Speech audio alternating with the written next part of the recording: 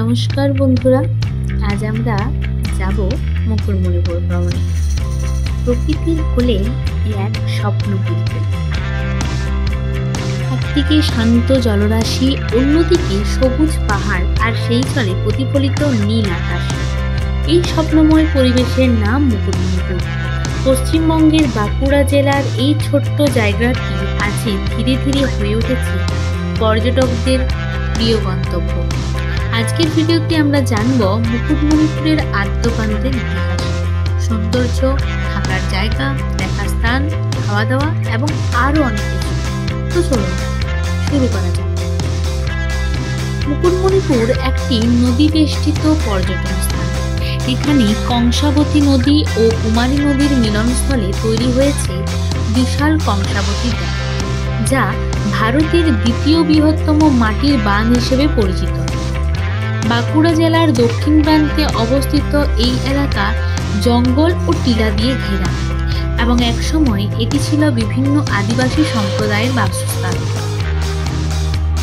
এখানে আজও আদিবাসী জীবনধারা, লোকসংস্কৃতি ও প্রাকৃতিক সম্পদ মিলেমিশে তৈরি করেছে এক অন্যান্য পরিবেশ। এই জায়গাটিকে অনেকে বলেন ওয়েস্ট বেঙ্গল কাশ্মীর। এত কিছু জানার পর আপনার মনে প্রশ্ন হতেই পারে, আপনি কিভাবে যাবেন, তাই তো? তো চলুন, আপনি কলকাতা থেকে মুকুটমণিপুর যাওয়ার উপায় যদি খোঁজেন, তাহলে আমার কাছে তিনটি উপায় আছে। প্রথমে আসি ট্রেন। আপনি হাওড়া থেকে বাঁকুড়া ট্রেনে করে আসতে পারেন, আর বাঁকুড়া থেকে বাসে বা গাড়ি ভাড়া করে। তারপর আসি বাসে। কলকাতার ধর্মতলা থেকে সরাসরি আপনি বাঁকুড়া বাস পাবেন। সেখান থেকে লোকাল যানবাহন, নিজস্ব গাড়ি। আপনি যদি নিজস্ব গাড়ি করে আসতে পারেন, কলকাতা থেকে মুকুটমণিপুরের দূরত্ব প্রায় 280 কিলোমিটার। সময় লাগবে আপনার 7 থেকে 8 ঘন্টা। আর আপনি কলকাতা, মেদিনীপুর, কাঁসা, তারপর বাঁকুড়া হয়ে মেদিনীপুর চলে আসবেন। এসে তো যাবেন, কিন্তু থাকবেন কোথায়? মুকুটমণিপুরে থাকার জন্য আপনি পাবেন নানা রকম হোটেল, লজ ও রিসর্ট। যারা প্রকৃতির মাঝে নিরিবিলি পরিবেশ চান, তাদের জন্য কিছু চমৎকার অপশন নিচে রয়েছে।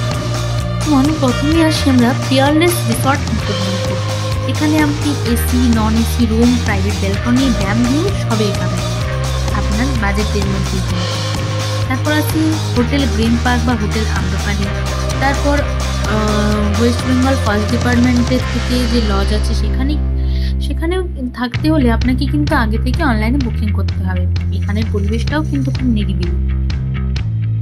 মুকুটমণিপুরের সবচেয়ে বড় আকর্ষণ হচ্ছে এখানকার কংসাবতী ড্যাম। প্রায় 11 কিমি লম্বা এই বাঁধের এক পাশে নদী, অন্য পাশে পাহাড় ও বন। আপনি যদি চান, বাইকে বা গাড়িতে করে ড্যামের ওপরে এই 11 কিমির প্রাকৃতিক লং ড্রাইভ করতে পারেন। তারপর আসি ডিয়ার পার্ক। এখানে কিন্তু আপনি নৌকায় করে যেতে পারেন। মুসাফিরা, পাহাড় ও নদীর মিলনে অন্যান্য সৌন্দর্য, সানরাইজ বা সানসেট স্পটও কিন্তু বলা যায়। তারপর আমরা দেখতে পাবো পরশনাথ হিল এবং জৈন মন্দির। প্রাচীন জৈন মন্দির পরশনাথ হিল কিন্তু ছোট্ট ট্রেকিং এর মতন একটা জায়গা, যেখানে টিলা পরিবেশ আছে। রাজকীয় ছাত্রী, ইতিহাস ও ছবি তোলার জন্য এই পরিবেশ কিন্তু খুবই আদর্শ। মুকুটমণিপুর শুধু প্রাকৃতিক সৌন্দর্য নয়, এখানকার লোকশিল্প, হস্তশিল্প ও আদিবাসী সংস্কৃতি আপনাকে নিয়ে যাবে ভিন্ন এক জগতে। ডোকরা শিল্প, মাটির পুতুল, বাঁশের কাজ, স্থানীয় হাটবাজার ও চৈত্র মেলা। এখানকার হোটেল ও রিসোর্টগুলিতে সহজেই কিন্তু পাওয়া যায় ভাত, ডাল, শাক, মাছ ও দেশি রান্না। কিছু রেস্টুরেন্টে চাইনিজ ও নর্থ ইন্ডিয়ান অপশনও আছে।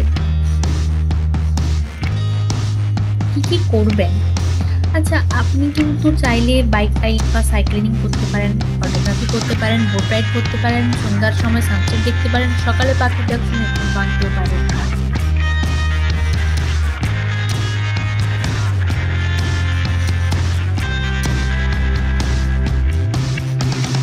আরেকটা কথা জানিয়ে রাখি, আপনারা যদি মুকুটমণিপুর আসবেন বলে ঠিক করে রেখেছেন, তবে কিন্তু আপনাদের জন্য সেরা সময় হলো অক্টোবর থেকে মার্চ মাস। তখন আবহাওয়া ঠান্ডা, আকাশ পরিষ্কার এবং সূর্যাস্ত দেখা যায় মন ভরে। মুকুটমণিপুর এমন একটা জায়গা যেখানে গেলে আপনি শহরের কোলাহল থেকে সত্যিকারের শান্তি খুঁজে পাবেন। এখানে সময় যেন ধীরে চলে, প্রকৃতি কথা বলে আর মন হয়ে ওঠে হালকা।